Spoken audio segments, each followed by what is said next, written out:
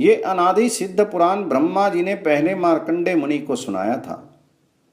वही हमने आपसे कहा है। ये पुण्य में पवित्र, आयुवर्धक तथा संपूर्ण कामनाओं को सिद्ध करने वाला है। जो इसका पाठ और श्रवण करते हैं वे सब पापों से मुक्त हो जाते हैं। आपने प्रारंभ में जो कई प्रश्न किए थे उनके उत्तर में हमने पिता पुत्र संवाद, ब्रह्मा जी के द्वारा रची हुई सृष्टि, मनुओं की उत्पत्ति तथा राजाओं के चरित्र सुनाए हैं। ये सब बात तो हम बता चुके।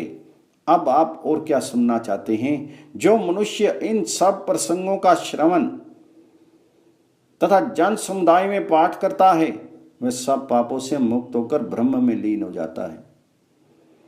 पिता में ब्रह्मा जी ने जो 18 पुराण कहे हैं उनमें इस विख्यात मार्कंडेय पुराण को 7वां पुराण समझना चाहिए।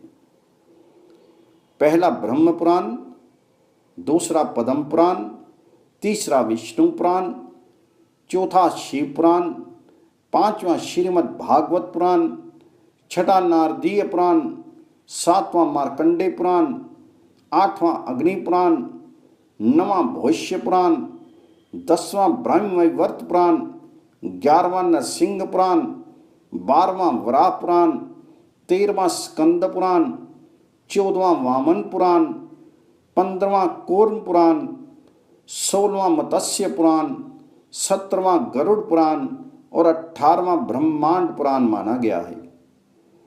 जो प्रतिदिन 18 पुराणों का नाम लेता तथा प्रतिदिन तीनों समय उनका जप करता है उसे अश्वमेघ यज्ञ का फल मिलता है।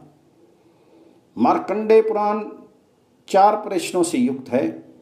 इसके श्रवण से 100 करोड़ कल्पों के किए हुए पाप नष्ट हो जाते हैं। ब्रह्म हत्या आदि पाप तथा अन्य अशुभ इसके श्रवण से उसी प्रकार नष्ट हो जाते हैं जैसे हवा का झोंका लगने से रुई उड़ जाती है। इसके श्रवण से पुष्कर तीर्थ में स्नान करने का पुण्य प्राप्त हो जाता है। बंध्या अथवा मृतवत्सा स्त्री यदि यथावत इस पुराण का श्रवण करे तो वह समस्त शुभ लक्षणों से संपन्न पुत्र प्राप्त करती है। इसका श्रवण करने से मनुष्य आयु, आरोग्य, ऐश्वर्य, धन, धान्य, पुत्र तथा अक्षय वंश प्राप्त करता है। ब्राह्मण, इस पुराण को पूरा सुन लेने के बाद जो आवश्यक कर्तव्य हैं वो सुनो। विधि पूर्वक अग्नि की स्थापना करके विद्वान पुरुष होम करे। पुराण पुरुष पुराण स्वरूप भगवान गोविंद का हृदय कमल में ध्यान करके गंध, पुष्प, माला, वस्त्र तथा नैवेद्य आदि के द्वारा पूजन करे। वाचक की पत्नी सहित पूजा करे। तत्पश्चात उन्हें दूध देने वाली सवस्सा गौ, खेती से भरी हुई भूमि, स्वर्ण और चांदी आदि वस्तुएं यथाशक्ति दान करनी चाहिए। राजाओं को उचित है कि उन्हें ग्राम आदि तथा सवारी भी दे। वाचक को संतुष्ट करके उनके द्वारा स्वस्ति कहलाए। जो वाचक की पूजा न करके एक श्लोक भी सुनता है वे उसके पुण्य का भागी नहीं होता। विद्वानों ने उसे शास्त्र जोर कहा है। मार्कंडेय पुराण की समाप्ति पर भारी उत्सव कराएं और सब पापों से मुक्त होने के लिए दूध देने वाली गौ दान करें। साथ ही पत्नीक ब्राह्मणों को वस्त्र, रत्न, कुंडल, अंगा, पगड़ी, ओछने, बिछोने आदि सहित शैया, जूता, कमंडल, सोने की अंगूठी, सब धान्य, भोजन के लिए कांसे की थाली और घृत पात्र दान दें। ऐसा करने से मनुष्य कृतकृत्य हो जाता है।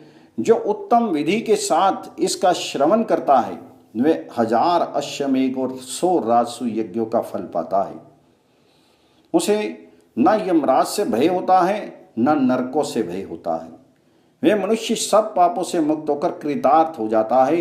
इस पृथ्वी पर उसकी वंश परंपरा सदा कायम रहती है तथा वह इंद्रलोक एवं सनातन ब्रह्मलोक में जाता है। वहां से पुनः अलग होकर मनुष्य योनि में नहीं आना पड़ता।